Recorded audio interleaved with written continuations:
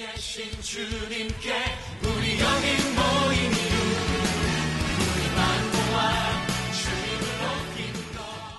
할렐루야! 할렐루야! 할렐루야!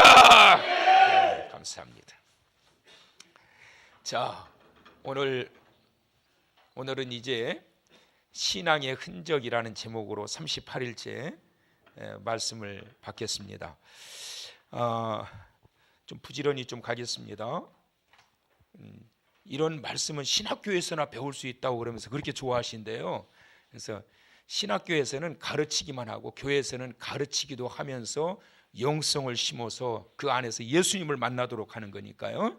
지식으로만 여러분 듣지 마시고 이 말씀 가운데 성경이 어떻게 흘러가고 여기에서 우리에게 주시는 메시지가 뭔지 이런 것들을 잘 발견하시면서 내후년이 우리 교회 10주년이거든요.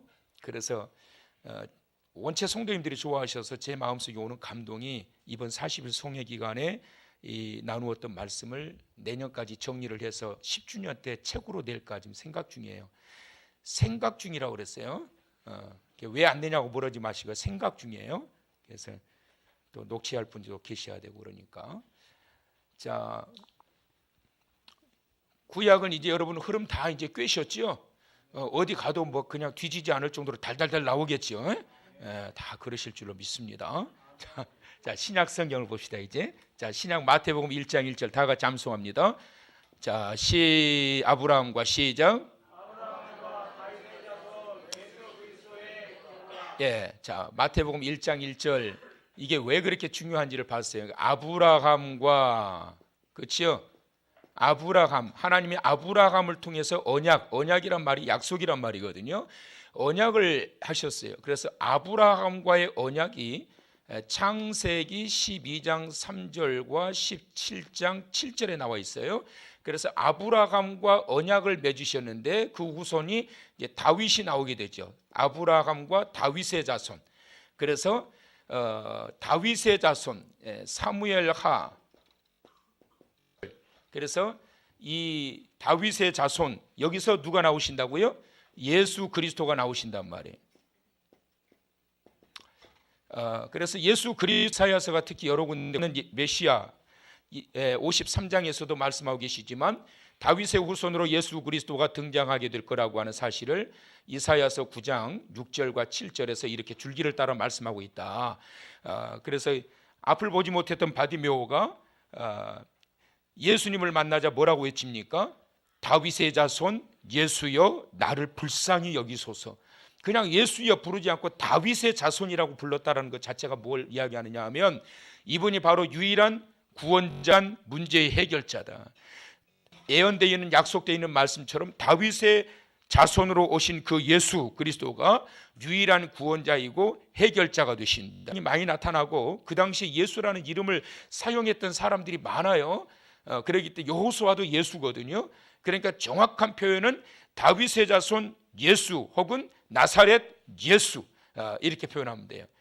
제 이름은 워낙에 독특해가지고 인터넷에 김옥원을 치게 되면 아마 여러분 이 한길교회 김옥원 목사밖에 안 나올 거예요. 워낙에 제 이름이 독특해요. 우리 아버지는 그냥 다섯 번째 줄줄이 아들 다섯 번째도 아들 그러니까 그냥 쉽게 오건이라고 잘 지어놨는데 인터넷 찾아가면 저를 찾기가 너무 쉬워요. 근데 이제 보통 이름이 흔한 이름들 많잖아요. 뭐 요셉, 뭐 베드로, 뭐 바울 많아. 찾아가면 요한 뭐 많아요. 근데 오건 하면은 참 드물어요. 예수도 많단 말이에요.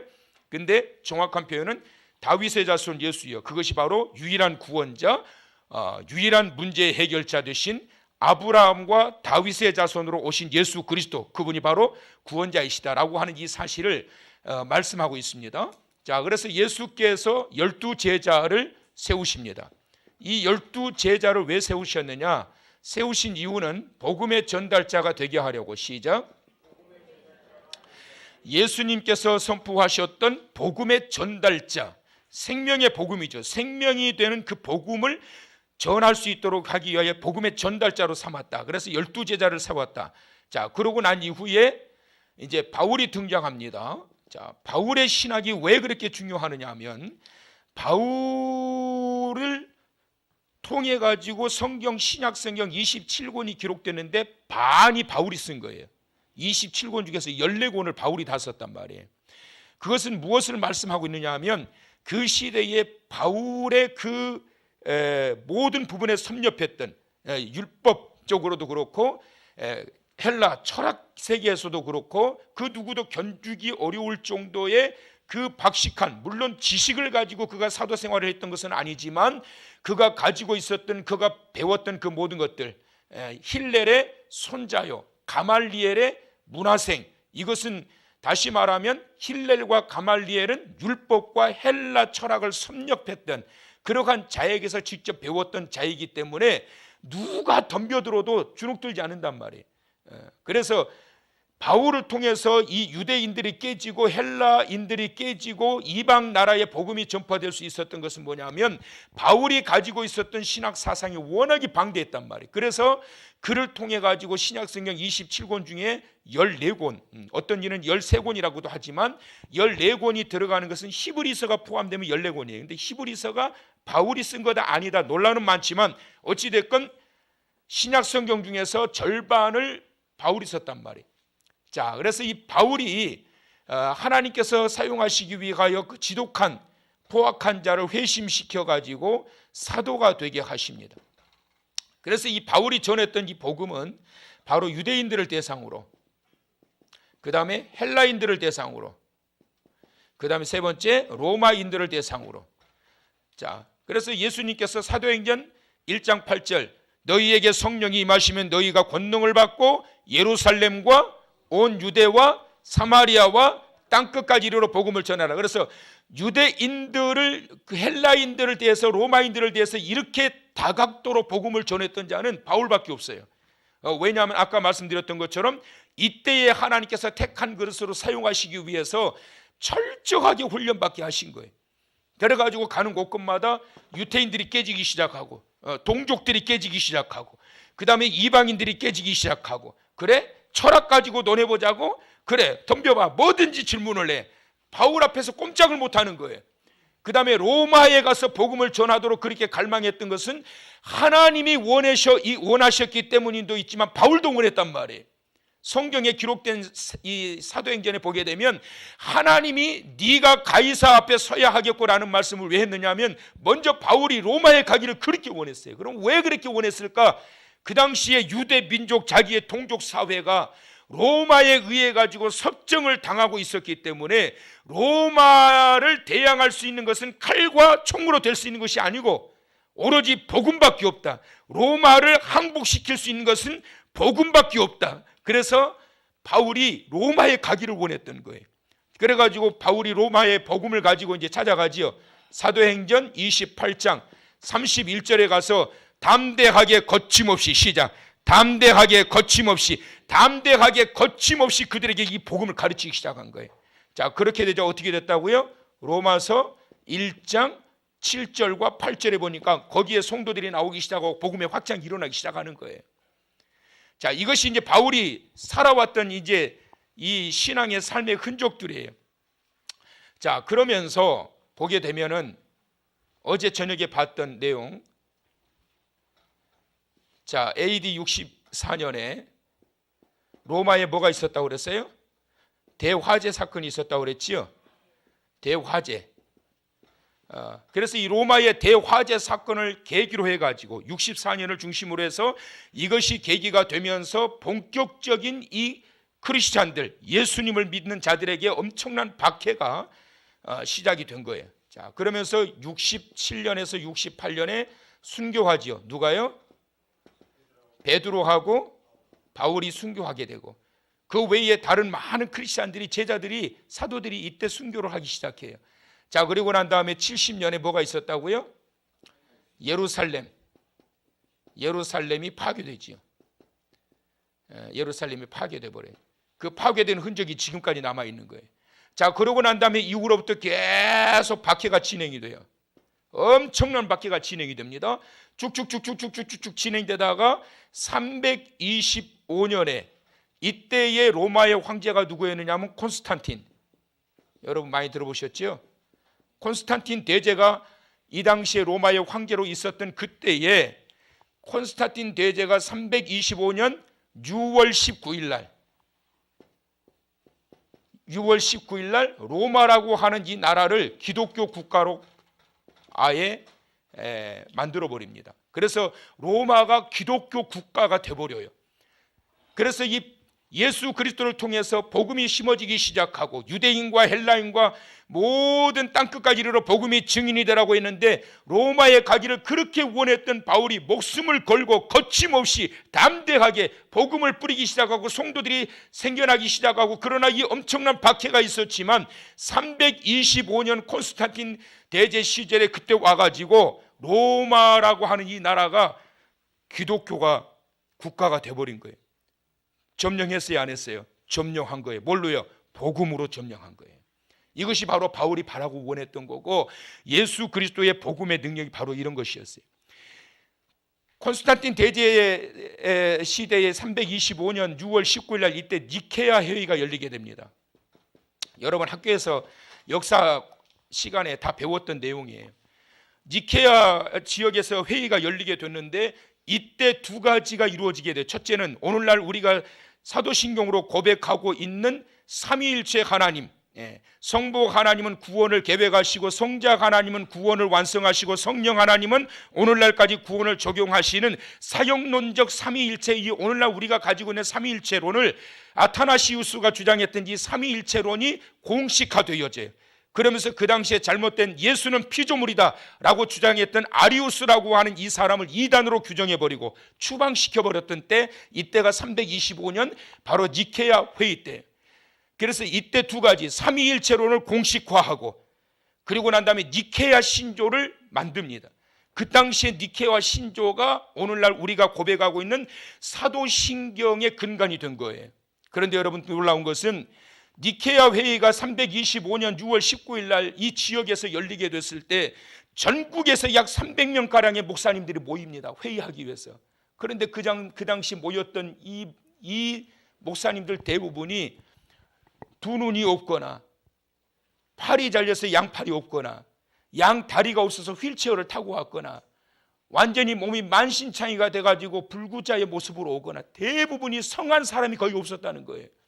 왜 그렇게 됐을까요? 이 엄청난 박해로 인해 가지고 예수를 믿고 예수를 전한다라고 하는 이 엄청난 박해로 인해 가지고 그 고문과 그 엄청난 고난으로 인해 가지고 어떤 사람은 팔이 잘리고 어떤 사람은 다리가 잘리고 어떤 사람은 눈이 뽑히고, 그러면서도 자기의 육체의 어떤 것들이 제거될지라도 내가 믿는 예수 그리스도 십자가를 내가 버릴 수 없다.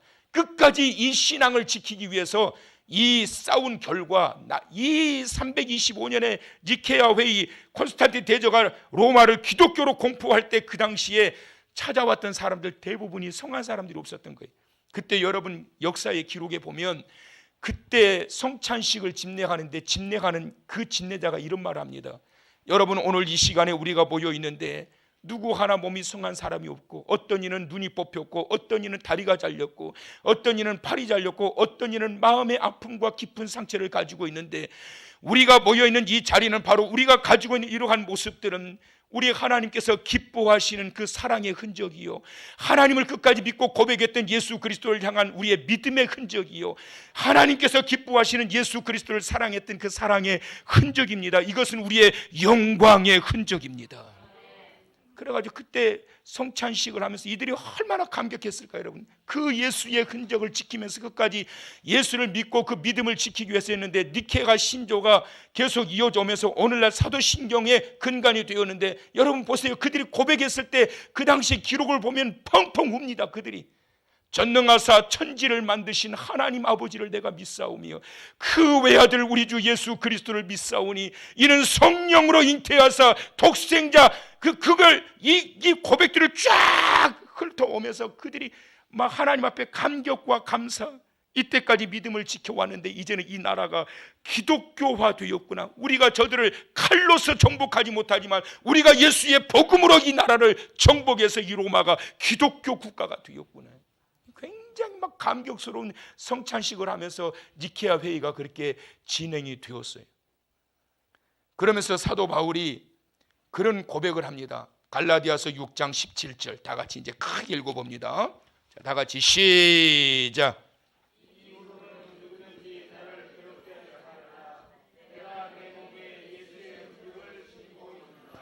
자, 내 몸에 내가 예수의 흔적을 지니고 있노라. 그러면 바울이 지금 고백하고 있는 그 예수의 흔적이라는 게 뭘까? 바울이 지금 주장하고 고백하고 있는 예수의 흔적. 바울은 예수 안 믿었으면 진짜 편하게 잘 살 사람이에요, 여러분. 잘 먹고 잘 살고 똥똥거리면서 호의호식하면서 호령하면서 자기의 가지고 있던 모든 지식을 자랑하면서 가르치면서 얼마든지 편하게 살 수 있는 그러한 자였단 말이에요. 바울은 예수를 믿는다는 이유 하나 때문에 가문의 그 가정에서 축출당하게 되고 공동체에서 축출당하게 되고 수많은 사람들이 바울을 죽이려고 얼마나 노렸는지 몰라요. 결국에는 순교를 당하잖아요. 근데 그가 고백하기를 내 몸에 예수의 흔적을 지녀노라. 그 예수의 흔적이 뭘까? 예수의 흔적, 그건 바로 십자가의 흔적이에요. 십자가 흔적, 예수 십자가. 자, 갈라디아서 6장 14절 다 같이 읽어보십니다. 자, 크게 읽으세요. 크게 시작.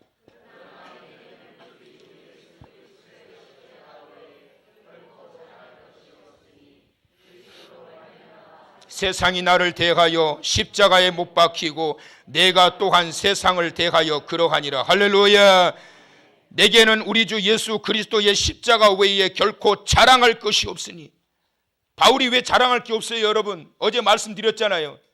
유대계의 그 바리새파 중에서 대학자였던 양대 산맥이었던 힐렐의 손자요, 학자의 집안이요, 가말리엘 출신이요. 왜 자랑할 게 없어요, 여러분? 자랑할 지식이 많아요. 율법적으로 덤벼들어봐, 철학 가지고 덤벼들어봐, 내가 너희를 다 당할 수 있어. 그 정도의 박식함을 가지고 있는 가문으로나 학식으로나 뭘 보나 그는 자랑할 것이 투성이란 말이에요. 그런데 내게는 자랑할 것이 아무것도 없고 오로지 내게는 십자가만이 나의 자랑이다. 할렐루야. 왜 그랬을까요, 여러분? 바울이 왜 십자가가 나의 자랑이라고 그랬겠어요? 나 같은 죄인을 우리 주님이 나를 부르셔서 택한 그릇으로 삼으시고 나같이 형편없는 이 악한 지독한 이 더러운 자를 하나님께서 나를 버리지 않고 세우셔서 그 예수의 복음을 전하게 하시고 그 십자가의 복음을 전하게 하시고 그 결과로 유대인과 헬라인과 수많은 사람들이 생명을 얻게 하였기 때문에 그 십자가를 전해서 생명을 얻게 했기 때문에 나의 자랑은 오직 십자가밖에 없다. 내가 자랑할 게 아무것도 없다. 오직 십자가. 주의 십자가로 다 주의 보혈 흐르는데 믿고 뛰어나가 주의 은혜 내가 입어 깨끗하게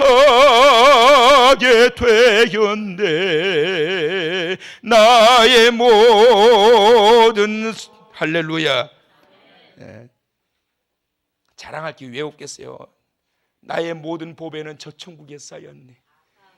이 땅에서 자랑할 것 많지만 내가 정말 자랑할 것은 예수 십자가밖에 없다. 그걸 통해서 얼마나 바울이 여러분 만족을 얻고 보람을 느꼈을까, 여러분. 주일날 제가 설교 중에 말씀드렸잖아요. 요즘 이렇게 힘들게 목회하는 목사님들 별로 없는데 참 대단하다고 그랬다고, 어떤 목사님이. 그래서 제가 뭐라고 멋지게 답장했다고요? 잊어버렸지요? 그렇지만 그보다도 더 비교할 수 없는 것은 그보다 더 큰 보람과 은혜가 있기 때문이다. 그래서 하는 거예요, 여러분. 그래서 왜 저라고 안 힘들겠냐고, 여러분. 매일매일 재밌을 것 같아요? 아유, 재밌겠다. 우리 목사님 앞에서 날마다 간식 주고 막 재밌겠다. 바울이라고 여러분 왜 안 힘들겠어요, 여러분? 바울이라고 왜 안 힘들겠어요? 바울이라고 죽이려고 이 모함을 어떤 이 40여 명의 이 바울을 죽이려고 하는 결사대까지 조직을 해가지고 죽이려고, 그렇다고 해서 오늘날처럼 뭐 바울을 보호하는 그러한 경호원들이 빵빵하게 있는 것도 아니고 로마 군대가 그를 지켜주는 것도 아니고 왜 두렵지 않겠냔 말이에요. 그럼에도 불구하고 장기의 생명을 내려놓고 전할 수 있었던 것은 오로지 나의 자랑은 십자가다. 그 십자가가 나로 하여금 구원을 얻게 했고, 그 십자가를 가는 곳곳마다 전함으로 인해서 수많은 사람들이 예수를 알기 시작하고 진정한 구원자를 발견하기 시작하고, 그리고 교회가 세워지기 시작하고 복음의 확장이 일어나게 되고 십자가를 통해서 나타났기 때문에, 그것이 바울이 고백합니다. 나의 흔적은 바로 가말리엘의 문화생 출신, 우리의 조상은 힐렐 할아버지, 그게 아니라 나의 자랑은 오직 십자가다. 그것이 저와 여러분의 일평생 자랑이 될 수 있기를 바랍니다. 그것이 자랑이 돼야 돼. 고린도전서 1장 18절 다 같이 읽어봅니다. 고린도전서 1장 18절. 자, 앞으로 넘어가서 다 같이 십자가의 도가 시작. 십자가의 도가 멸망하는 자들에게는 미련한 것이요 구원을 받는 우리에게는 하나님의 능력이라 믿으시면 아멘. 구원을 얻는 우리에게는 그 십자가의 도가 하나님의 능력이란 말이에요. 그것이 우리로 하여금 구원을 받게 하는 것, 십자가가. 믿지 않는 자들에게는 저것들 날마다 가서 뭐 하고 있냐, 지금 진짜 할 일도 어지간히 없네, 그냥 일찍 잠이나 자지, 그렇게 생각해서 미련하게 보이지만 구원을 얻는 우리에게는 그것이 하나님의 능력임을 믿으시기 바랍니다. 그 십자가가 우리로 하여금 하나님의 자녀가 되게 하고, 그 십자가가 우리로 하여금 하나님의 구원의 감격에 서게 한단 말이에요. 그래서 십자가 내가 할렐루야.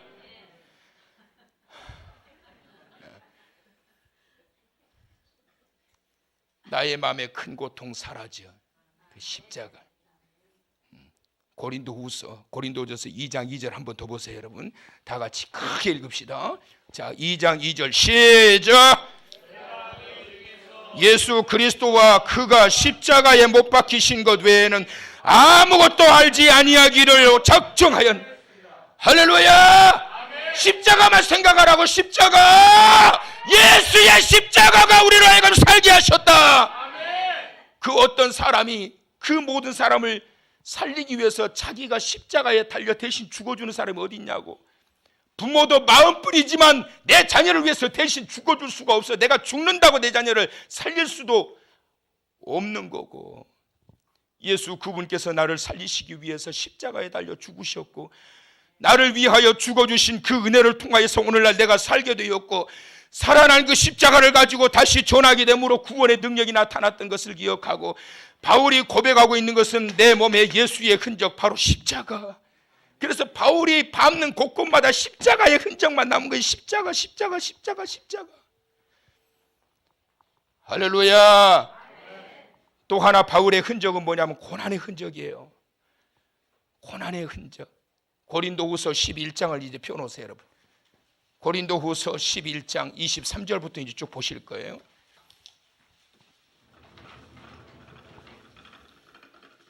이쪽으로 끌고 오면 이제 다 끝났다 생각하시죠? 아, 이제 다 끝나가나 보다.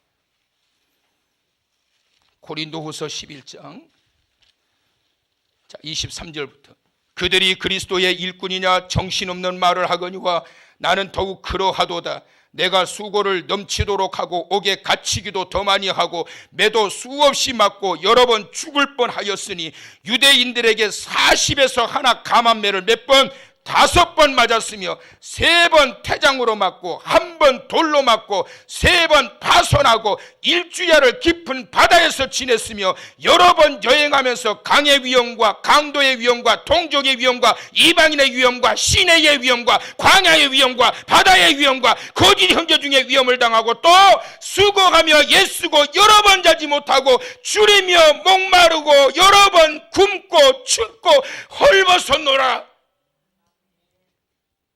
30절 다 같이 시작. 내가 부득불 다시 크게 시작. 내가 부득불 자랑할진대 내가 약한 곳을 자랑하리라.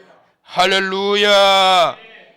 바울의 자랑거리는 자기의 학벌이 아니었다고. 여러분, 이 세상에서 여러분 바울과 견주어 가지고 바울을 이겨낼 사람이 없어요.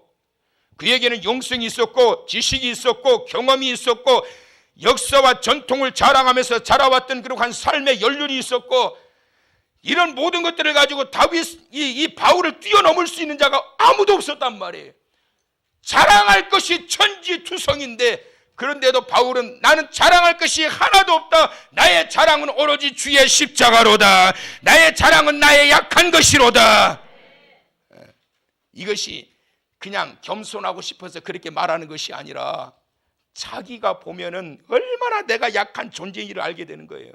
많은 사람들은 바울이 대단하다고 하는데 사실 알고 보면 너무나도 유혹에도 민감하게 반응하고 그 다음에 쉽게 무너지게 되고, 내가 믿음이 있는 자라고 사람들이 말하는데 알고 보면 내가 진짜 믿음이 없는 사람 같고, 그런 것들을 돌아보면서 이런 많은 고난과 위험한 일들을 만났지만 사실 알고 보면 그렇게 약한 자라는 거예요. 그런데 여러분, 중요한 것은 뭐냐면 약하기 때문에 무너지고 약하기 때문에 실패하고 약하기 때문에 좌절한 것이 아니라 그 모든 위험과 그 모든 유혹과 싸웠다는 거예요. 여러분, 싸웠다는 거예요. 싸웠다는 거예요. 싸웠다는 거라고. 보라고 여러분. 얼마나 23절부터 한번 보라니까. 이 엄청난 일들이, 이렇게 위험한 일들이 있었지만 그때마다 무너지고 그때마다 포기한 것이 아니라 싸워나갔단 말이에요. 싸워나갔어요. 그렇게 싸울 수 있었던 힘은 뭘까요? 그럼 배짱은 어디에 있을까요? 로마의 황제가 두렵지 않고 유대인들의 40여 명의 결사대가 두렵지 않고 나를 죽이러 가는 수많은 모략군들이 두렵지 않은 이유는 뭐냐면 그 무엇과도 바꿀 수 없는 십자가의 은혜, 십자가의 능력이 있기 때문에. 그래서 여러분 싸운 거예요. 사랑하는 성도 여러분, 혈과 육으로 싸우지 마세요. 그건 세상 바보 같은 짓이요. 제발 싸우지 마. 시작. 제발 좀 싸우지 마. 시작. 제발, 옆 사람한테 이야기해. 제발 좀 싸우지 마. 시작. 왜 안 해요? 시작. 제발 좀 싸우지 말자. 시작. 혈과 육의 싸움은 여러분 싸우지 마요. 그러나 싸워야 할 것이 있는데 십자가의 능력을 전하는 과정 속에 밀려오는 유혹, 그리고 방해하는 세력들과는 싸워야 돼. 강의 위험이 오고 40에 하나 감한 매가 수없이 나를 치고 강도의 위험이 몰려오고, 그래도 그럴 때는 싸워야 되는다 말. 싸워야 돼. 포기하지 않는다. 교회 가기 싫거들랑 싸워야지. 기도하기 싫거들랑 싸워야지. 불평이 나오걸랑 싸워야지. 원망과 좌절이 마음이 들어서 자꾸만 주저앉고 싶을 때 싸워야지요. 영적인 싸움을 통해서 극복하고 나아가게 될 때, 그때 나의 자랑이신 그 십자가의 능력이 나로 하여금 이기게 하시고 견디게 하시고 승리하게 하셔서 나의 자랑이신 우리 주 예수 그리스도를 높여드릴 수 있게 하는 거예요. 이것이 바로 바울이 밟아왔던 예수의 흔적. 갈라디아서 6장 17절. 내 몸에 예수의 흔적을 지녔노라. 제가 이 말씀 오늘 준비하면서, 어제 저녁에 밤늦게까지 준비하면서 그런 생각이 드는 거예요. 제가 올해 29년 차, 제가 25살부터 전도사 생활을 했으니까 29년 차더라고. 그 내년이 30년 차예요. 그 우리 교회 10주년 될 때는 만 30년이 돼요. 근데 그러면서 횟수가 중요한 것이 아니라 내가 지금 29년 차 목회자 생활을 하고 있는데 과연 내가 어떤 흔적을 가지고 있지? 바울이 지금 고백하고 있는 것처럼 내가 내 몸에 예수의 흔적을 지니고 있노라. 내 몸에 예수의 흔적을 지니고 있노라. 그러면 과연 내가 이때까지 29년 동안 밟아왔던 나의 흔적은 뭐가 남아있나? 인간 기모곤 냄새만 가득 차 있는 거 아닌가? 그것이 나의 자랑거리로 여기고 있지 않는가? 자랑거리도 없는, 별볼일 없는 기모곤이가, 바울과 비교할 수도 없는 별볼일 없는 기모곤이가 뭐 좀 해놓고 이걸 자랑거리로 여기고 있지 않는가? 정말 나의 모든 삶의 흔적 속에 예수의 흔적이 남겨 있는가? 이런 생각이 드는 거예요, 여러분. 근데 자신이 없더라고. 솔직히 자신이 없더라고요. 정말 내가 29년 동안 내가 목회하면서 살아오면서 정말 예수만을 위해서 내가 살아왔나? 로마서 14장 8절에 그 고백했던 것처럼 사나 죽으나 주를 위해서 정말 내가 살았나? 이런 마음이 들더라고. 성도 여러분, 내일 모레면 40일 소묘가 끝나는데 저와 여러분의 진정한 참 자랑거리가 나를 구원하신 그 십자가가 우리의 진정한 자랑이기를 바라고, 밟아왔던 삶의 흔적마다 더럽고 추악한 냄새나는 나의 모습이 흔적으로 남겨질 것이 아니라 나를 나되게 하시고 나 같은 존재를 하나님의 자녀 삼으셔서 오늘날 주의 일꾼으로 쓰신 사용해 주신 그 주님 예수의 흔적이 남겨지는 그러한 은혜의 발자취 되셨어요. 받는 자리마다 우리 주님 기뻐하시는 주의 영광과 주의 은혜와 주의 축복이 가득한 삶의 흔적들 되시길 주의 이름으로 축원합니다. 축원합니다. 축원합니다.